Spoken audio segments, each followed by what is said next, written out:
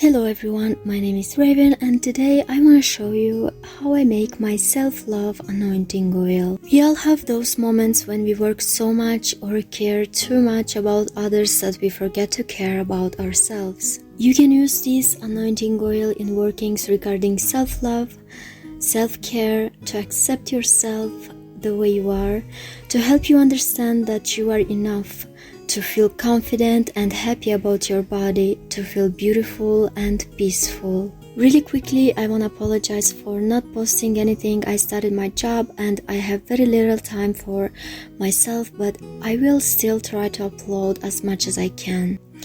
So you are going to need a jar. I'm using a recycled one. I'm going to add dried red roses.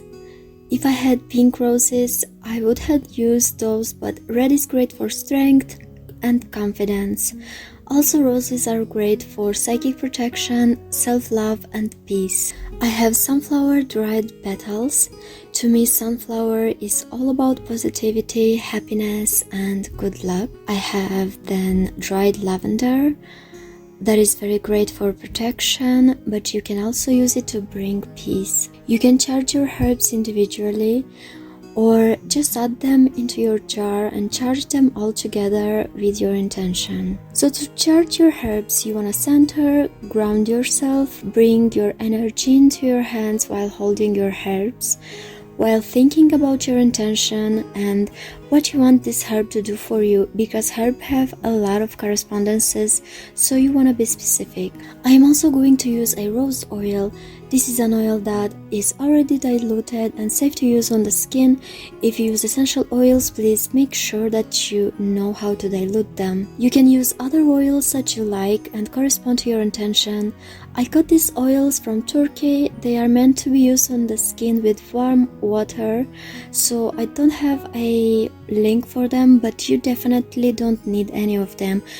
I just have them and use them. Use whatever you have that correspond to your intentions. Just be careful, do your own research, and always make sure that what you are putting in your oils are safe to use on the skin, because an anointing oil is meant to anoint things and get in contact with your skin. After adding my herbs and oils, I will add my carrier oil. I'm using grapeseed oil. You can use whatever oil you have or wish to use. And this is how it looks like. You can let it sit 2 to 3 weeks and then take the herbs out or leave them inside the jar. To give more intention to your oil, you can write a petition and place it under your jar and light a pink candle as an offering to the spirits that you are working with, if you call for their assistance. If you don't work with any spirits, you can simply add your intention into your candle, anoint it with an anointing oil if you want, or simply carve specific symbols or sigils on the candle while adding your intention into your candle and let it burn on top of your jar or place it near it.